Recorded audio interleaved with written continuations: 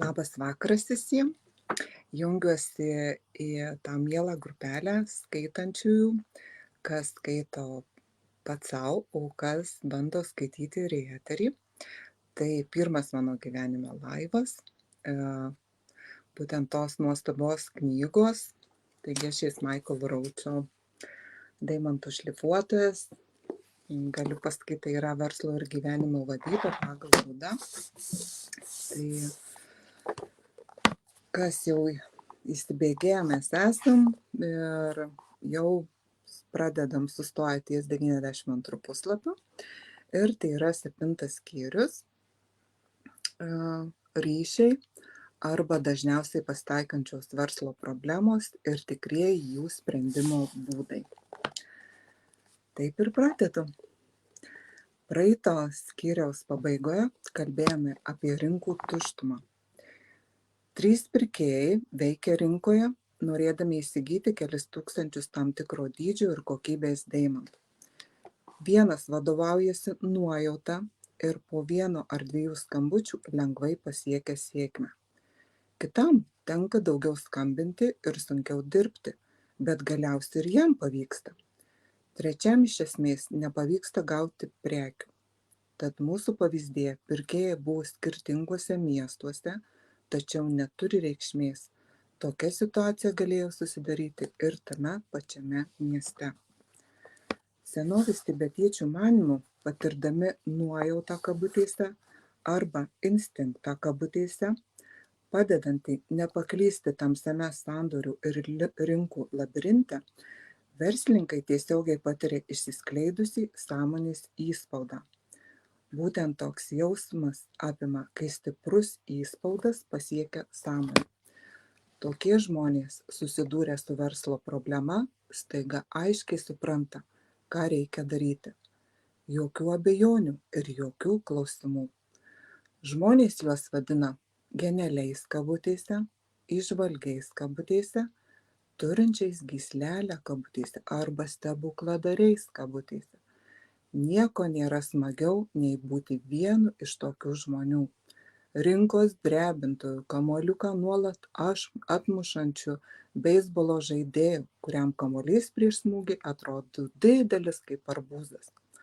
Tačiau niekas taip nevargina kaip situacija, kai tavo instinktai geri ir tinkami, tačiau jų nebejauti.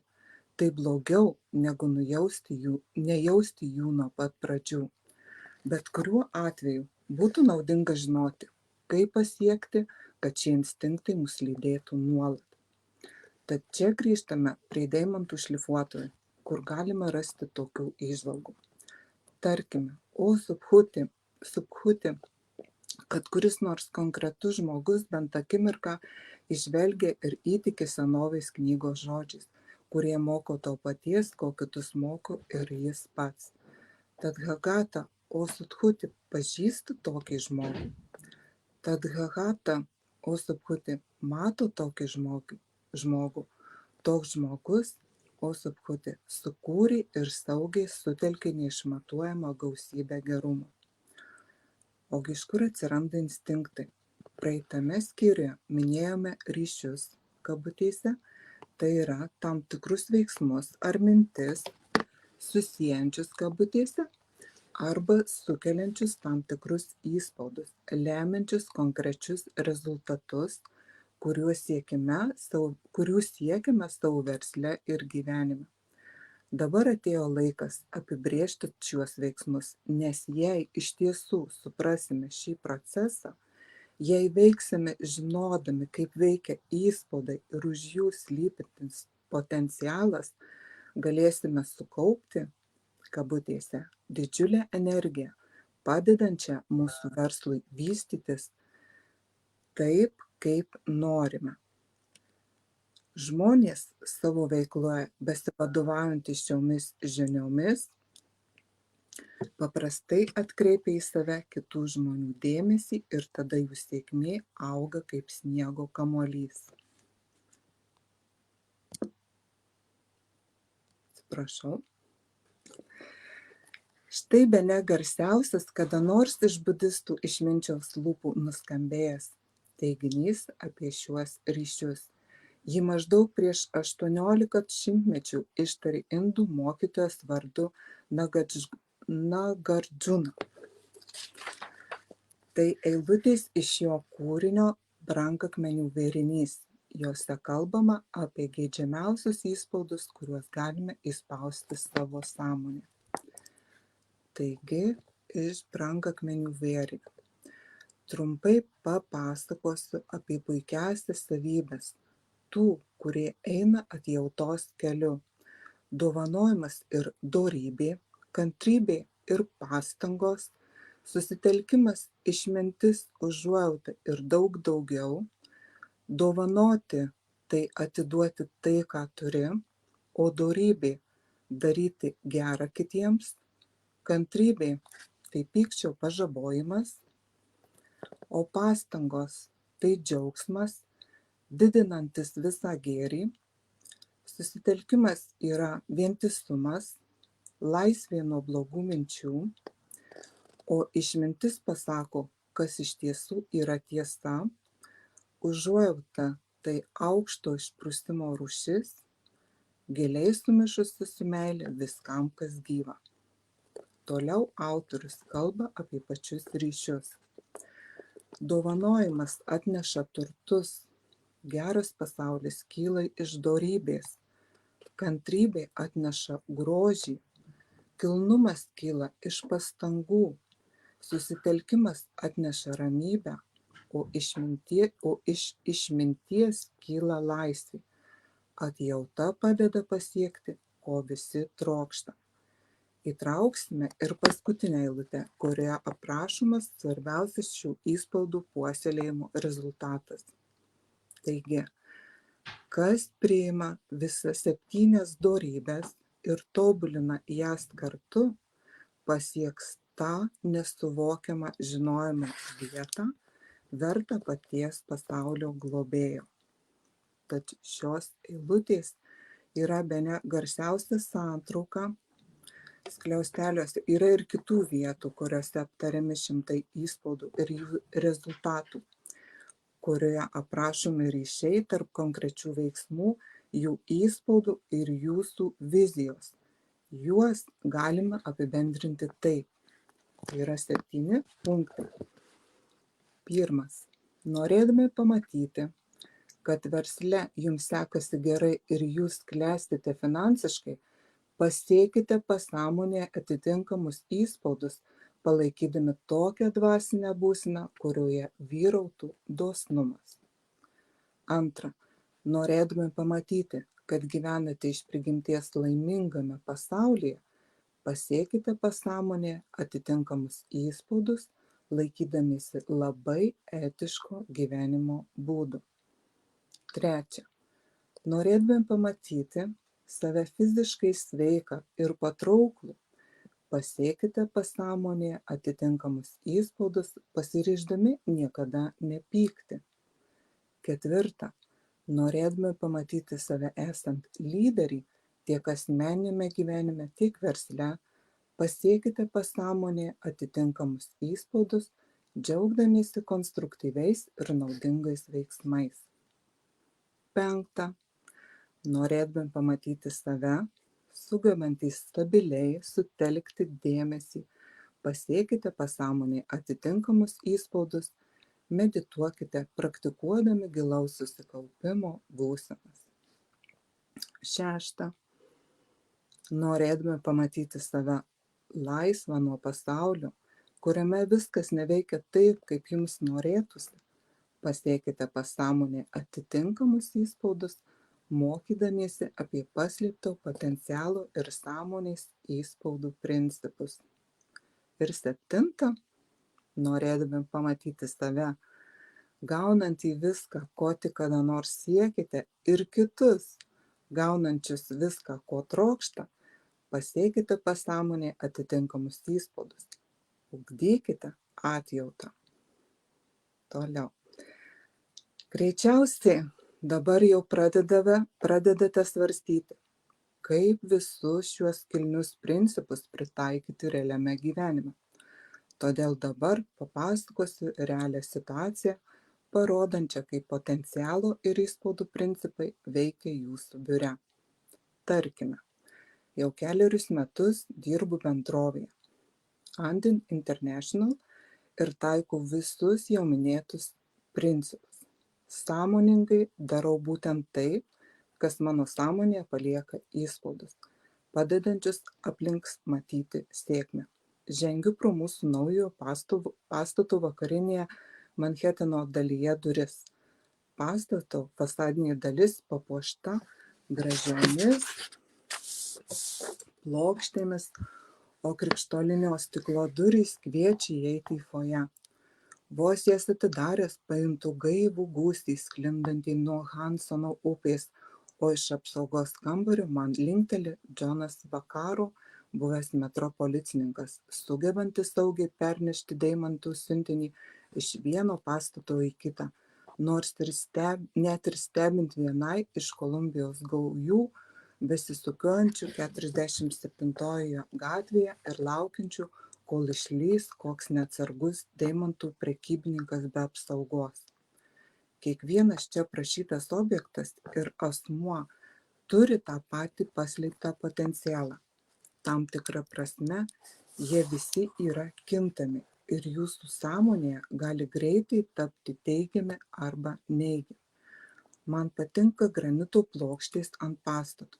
Jos spindi ryto šviesoje, sklindančioje nuo upės ir suteikia pastatui pagarbios elegancijos. O štai langų plovėjui, užkopusiam ant atbrailos 9 aukšte, tos pačios granito plokštės kelia pavojų gyvybei, todėl jam būtų geriau matyti paprastą plytų sieną. Tai, kaip aš matau granitą, yra kadaise mano galvoje įrašytų įspaudo pasekmė. Ir koks tai būtų įspaudas? Čia susiduriame su labai giliomis sąsajomis tarp įspaudų ir to, ką matome, ir ne visi pajėgūs jas atsekti. Jos labai tolimoje praeityje buvo didžiųjų meditacijos meistrų aprašytos senovinėse knygose. Ir šis konkretus įspaudas, granito glotnumas, lengvai susisieja su kitais. Langų plovėjas mato tą patį granitą kaip kažką pavojingo ir tai, suprantama, susiję su kokiu nors epizodu jo gyvenime, kuriame atsiskleidė jo nepagarba gyvybei. Vakarietiškam protui, visiškai nesusidūrusiam su tokiu mąstymo būdu, tik dėl mūsų pačių kultūrinių mitų ir vertinimų, šis paaiškinimas pats savaime atrodo kaip mitas. Tačiau būtent tokį argumentą apie etiką ir dorybę mūsų kultūrinėje aplinkoje pateikė Jėzus Kristus, tvirtindamas, kad neetiškas veiksmas negali duoti gerų rezultatų, kaip iš erškėčių negali užaugti saldus vaisius.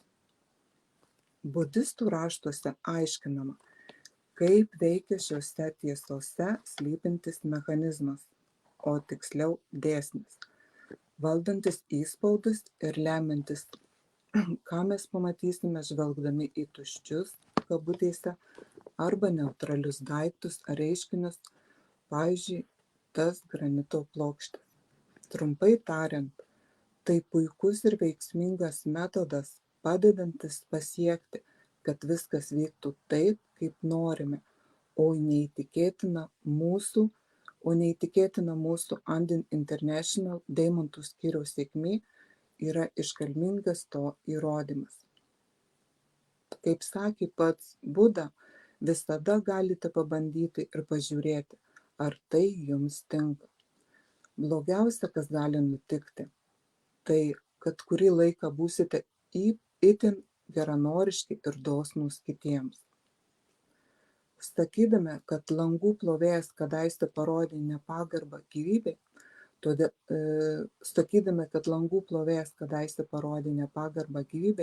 todėl dabar granitą laiko potencialiai pavojingu, nepaminėjome, jog šį įspaudą į savo sąmonę jis įsidėjo po kažkokio baisaus gyvybei pavojingo įvykio. Kaip jau žinote, visi įspaudai ilgai laikomi pasąmonėje eksponentiškai auga ir stiprėja. Tai dėl ko žlunga verslas, dėl ko per metus ar 2 pamažu užgęsta pinigų srautai ir darbuotojai iškeliauja pas konkurentus. Paprastai yra daugybė smulkių įspaudų rezultatas. Visi prasti sprendimai, blogi poelgiai, mintys, mažos nekaltos melagystės ir nereikšmingos neigiamos emocijos kaupiasi ir išauga tarsi didžiuliai kreivi medžiai. Pati tokio verslo realybė pakinta ir ji tampa jau nepalanki.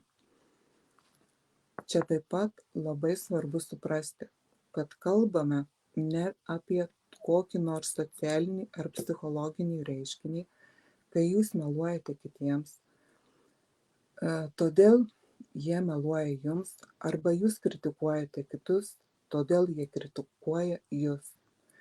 Tokį reiškinį vadiname akivaizdžiu kabutėse ryšiu tarp veiksmo ir rezultato, ir tai ne šios knygos tema.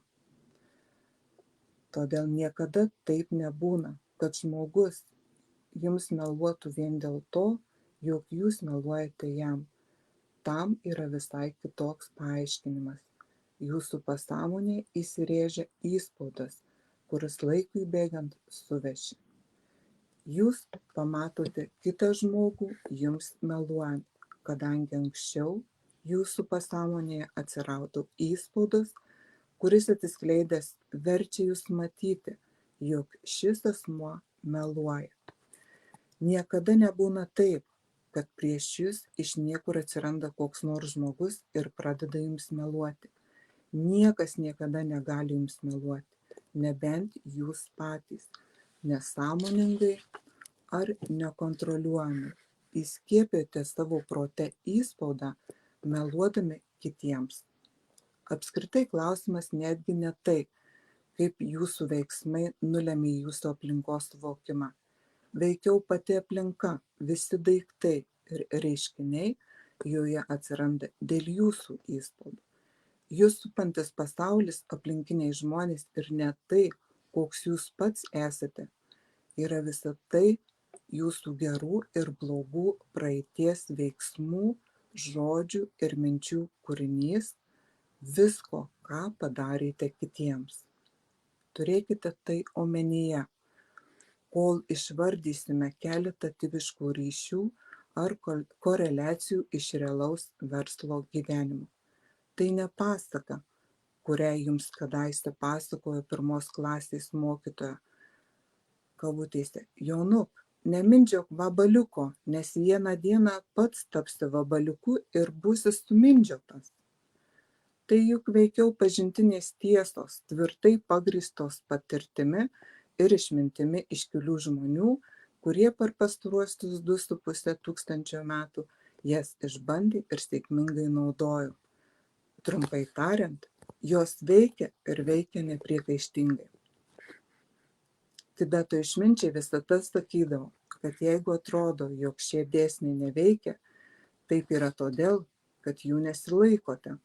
Manau, jei būsite sąžiningi patys savo, įsitikinsite, kad tai tiesa. Norint sulaukti žadėtos verslo sėkmės, dėsnių reikia visiškai sąžiningai laikytis ilgą laiką ir jautriai suvokti pirmiau išdėstytus principus. Išbandyti juos kurį laiką, bet vėliau juo atsisakyti būtų tas pats, lyg nutraukti treniruočių programą po 3 dienų, nes vis dar nematote padidėjusių raumenų. Kad šie principai atneštų sėkmę versle ir asmeniniame gyvenime, kurios tikitės, jų reikia laikytis taip pat intensyviai ir atkakliai, kaip ir norint tapti geru pianistu ar golfo žaidėju. O juk tai nėra lengva. Kitaip nieko nebus.